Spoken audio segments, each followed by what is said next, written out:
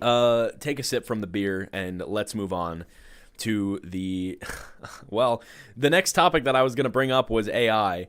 And I guess this LinkedIn conversation can kind of segue into something bigger, which is the presence of AI on social media as a whole. It is crazy. Social media is rampant with it, and again, not a good or a bad thing. But definitely something that is worth talking about. I mean, first of all, AI is touching, I would say AI is touching every single piece of content on social media, with the exception of a handful. Some big fat dude from Alabama posting a video of him sitting on the toilet playing some TikTok filter game. That's the exception here. The rule is all of the stuff that you just swipe through, There, in the captions, there's AI. The profiles have been set up using AI. The schedules of these accounts that are posting set up by AI. Because if you don't do it, you're going to fall behind. It's a no-brainer. Let's go ahead and look up TikTok AI. Or no, let's look up the little cute fruits. Because we're going to get to this in a little bit. What is that thing called? It's like the... What is this thing called? Niche AI fruits. That's what we got. Okay. Niche. Here we go. This is what I'm talking about. This guy. And you know what? Perfectly inoffensive. The fact that it's AI, and I'm sorry, I gotta say it. If you're out there going, AI slop to everything, grow up. Because this stuff is here, whether you like it or not. And I'm tired of just hearing, people see AI and they just run or they reject it. It's like, Charlie Chaplin, his film career went down into the shitter because he rejected sound in movies. He said, silent film is the ultimate form of film. There's nothing better, and I'm going to stick with it until the end. And you know what? His career didn't do too well. Because you have to adapt and embrace the change, because one of the only consistent things in the world is that things are going to change, You can't predict what's going to happen. And this stuff is clearly growing, and to my point, it's infiltrating every single aspect of social media. Whether it's the profiles, the profile pictures, the schedules, the everything, the logistics, it's everything. And these social media platforms are only making it more accessible. So it's coming, all right? And if you're just going to reject these cute fruits because they're AI without even listening to me talk about them, then whatever, dude. This isn't you're not here to have a conversation. You're here to be ignorant and reinforce your own opinions. It came off a little bit harsh, but I think it's true, because you got to be open to this kind of stuff. You got to be open to this stuff. Come on, man. So yeah, it started with the what do they call that? The glass fruit cutting. That was the first real big one that I saw people go wow, or or your month, your ocean, your month, your bed. And it's all these different AI oceans, like an ocean made of marbles or an ocean made of raspberries, whatever. The glass fruit cutting, I did a TikTok on that. Also, shout out my TikTok, Luke Wilson TV. I post on there sometimes, but I kind of want to post on there more, but I don't really know what to post. I kind of only post when I get inspiration. So whatever. The glass fruit cutting. Now it's the niche fruits, or the niche foods. It's these cute little fruit guys. Let's see if I can get these ones. If I can get this on can I get this on YouTube? No, not you. No, that's a guy making it. We gotta. Is this it? Yeah, here we go. Okay. So as you can see, cute fruit eating himself. That's a grape. Eating a grape. Okay. This is I don't know who the original creator of this is. What the? Okay, that's a fig. Joe Hade took this off of something. Was there an original poster? There's not.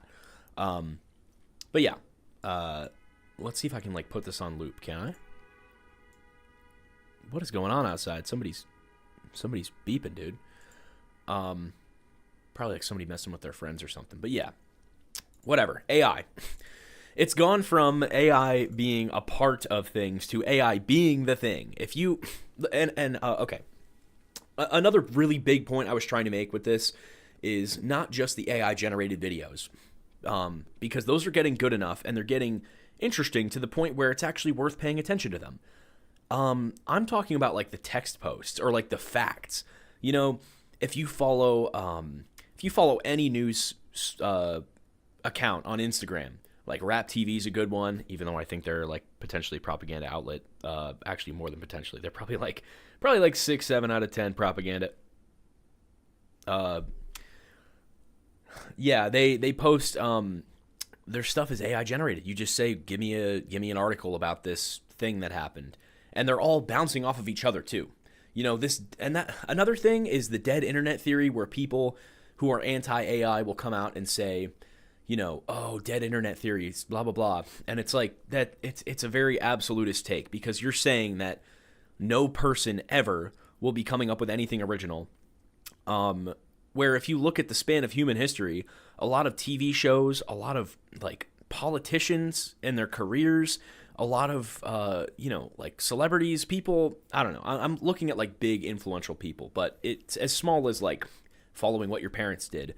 A lot of people put themselves into pre-existing formats, and simply because it's them doing it, it's a different experience. And that's what I think, you know, the fear for AI isn't that it's going to keep eating and regurgitating. I don't know why I have this pause on this starfish. It isn't going to keep eating and regurgitating everything. You know, it's going to be a few people who just mass produce AI content, and I don't know. If it works, it works. If it doesn't, it doesn't. Like, I'm assuming all of these fruits are made by like a handful of accounts. You know, not everybody has the means of even getting this technology. You have to make an account. You have to pay sometimes. You have to have a certain amount of tokens. You have to know how to prompt AI, which is something that I don't even know how to do. And I'm like tech guy, mogul, wizard, man, kind of. I don't know. I know how to run a live stream for the most part.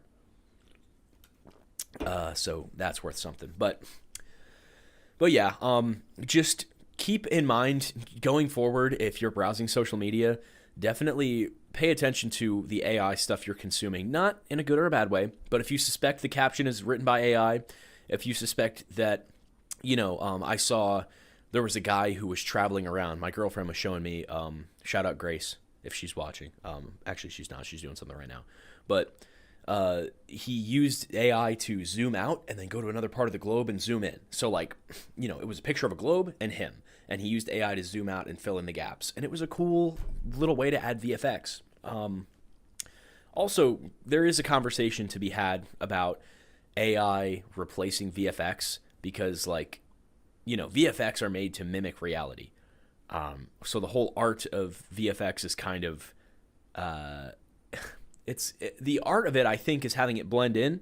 Like, I would compare it to like makeup, where it does something, but you're not consciously thinking about it while you're looking at it. It just kind of serves its purpose and does its job. And when it's bad, it's noticeable, and when it's good, it's like whoa, and or it's just not noticeable at all. Like, it gets the job done. AI, I think, is going to do a really good job of making things seamlessly blend with reality. That's kind of where things are going. We all have internet access points in the form of cell phones that we're carrying around, little terminals that let us access the internet. People in my age bracket grew up in a world with the internet. People before me didn't. And it's just weird because, like, I'm understanding the world. I'm coming to all these realizations from the top down instead of from the bottom up. Me and a lot of other people are, especially when it comes to social interactions, the way the world works, things like that.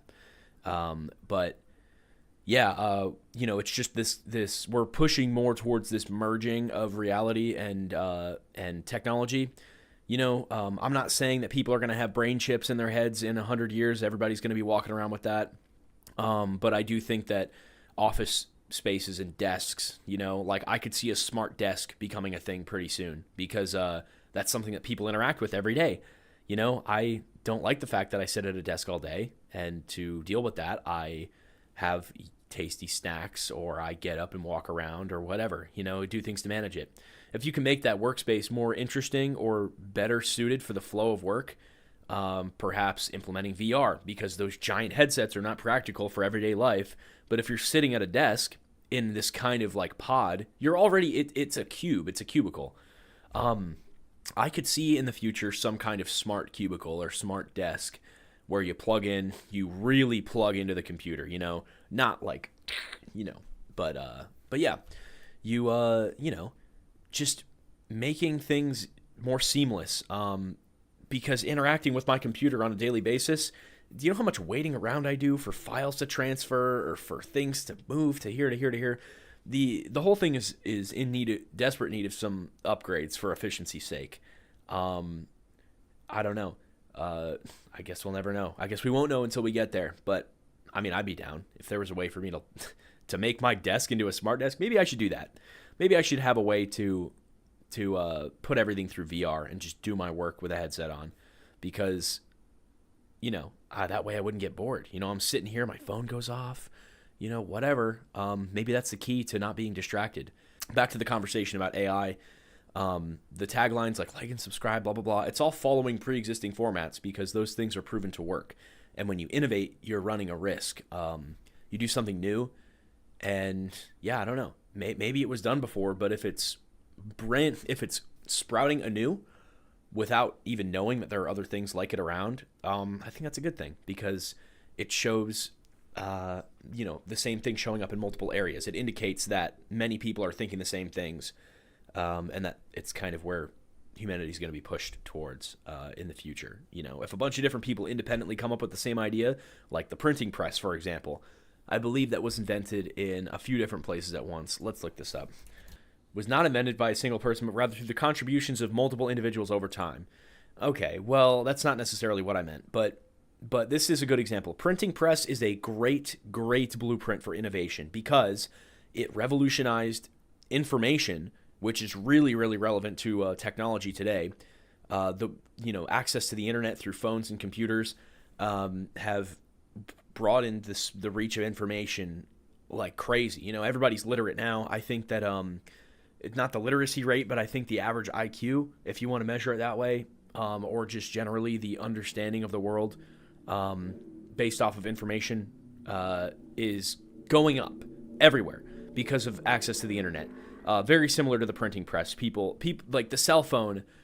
It's kind of crazy because the cell phone, like the smartphone, we knew the second it came out that it was going to revolutionize the human race. And it has, and it is. And everybody's addicted to their phones. And like we blinked and that just happened over the span of 10 years, right? Kind of crazy. But this printing press was invented, you know, blah, blah, blah, blah. I'm not going to read this. Basically, multiple iterations to improve on it. So I guess the question is not what's the next cell phone that you can invent, but what's a way that you can improve the cell phone. I did have an idea actually for, here I go, for like external lenses you could attach to your phone. You know, I don't know where the sensor is on the cameras on this, but if you could unscrew and pop in a bigger lens like you can with like a Canon camera or something like that, that would be cool. More AR type stuff, I don't know. We're gonna see this in the future. The new Apple phones, now that AI is a thing, it's gonna be an acceleration of innovation, the likes of which we have never seen. You know, maybe the growth of the population is gonna flatten out a little bit. I think that could very well be the case because we can't sustain a population this big for, you know, forever. I mean, maybe we could sustain a population 8 billion big, but beyond that, it's a little hard to say. You know, because just the strain on everything, the distribution of wealth is going to be interesting. There's going to be rich people and poor people. I don't know. Again, we're just going to have to see. We can't really predict the future. And if you want my honest opinion, I think we are kind of headed towards a big, because we've been going up with everything, with innovation, with CO2 emissions. Listen, this is not a like climate change conversation for anybody who, you know, is like, oh, here we go with that. It's a good measure of our industry, you know, because everything uses CO2. We breathe it. The cars emit it. So already, us in our cars breathe out CO2. Any kind of fuel that we burn uses CO2. Anything, that we're using that to make things, whatever. CO2, good way to measure our general operating, technological operating status of as a race. But yeah, I don't know. I think we're going up, and I think we're gonna have a big rebound. Where we're gonna maybe flatten out in the future. I don't know. Maybe that's where AI is gonna go. AI is gonna reduce all of the things. It's gonna reduce carbon emissions. It's gonna potentially reduce the population, depending on how widespread it is. I know it could increase the population though, because even before AI took off, I'm gonna look this up. So in the Midwest United States, this is not what I'm looking for. I'm not looking for these. This is where the AI is going to go in the future. We're going to have, what's that robot from Giant? His name's like Squiggly or something. The Roomba that has a watering can attached to it is going to be going around watering the plants, not missing a drop of water, nothing wasted. We got this dude rolling around. This may be AI generated. We don't know. Kind of looks like it. But what I was going to say was, before AI was even a thing, we had machines like this, where is this machines like, I don't know. We had GPSs that you could plug into tractors or into farm equipment it would go back and forth, and it would, like a Roomba. Another thing, listen, this might sound crazy, but I think the Roomba is also one of the most important inventions, because it was the first real kind of cute little robot that like you let into your house. Everything from there is just kind of scaling up from it. Roomba, I want you to go to the fridge and get me a beer.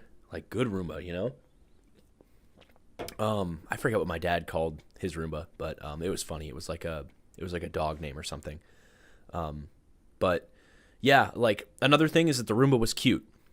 We talked last podcast episode about how they should model droids after Star Wars droids, androids, robots. I'm not going to say the derogatory word for them on here. You know what that is out there. But it rhymes with tanker. Model them after cute little robots. I'm going to be afraid if a freaking Tesla Optimus, yeah, like, this thing is freaky. It has no face. It looks like Venom, freaking Spider-Man, evil robot. No face at all. Is just terrifying. No expression. I don't like it. But you look at R2-D2 or C-3PO. Let's go C-3PO. Guy's got a face. He's got. It's not the most it's not the cutest face ever. But it's not very threatening, and the way he moves, and talks is very endearing, even though he's a robot. What's up with that? Why? Here's a question for you. For all of you guys out there who are anti-AI, why do you hate AI or the idea of Optimus robots, but you like the character of C-3PO? Why do you like C-3PO? Is it because he's funny? Is it because he's useful? Because he speaks all kinds of languages? Is it because he helps the protagonist? Well, newsflash, these robots, these real robots, are going to be doing the same things. They're going to be funny and quirky. We already have Rizbot. Have you guys seen Rizbot? Come on. It's literally just a crappy little robot with a cowboy hat on.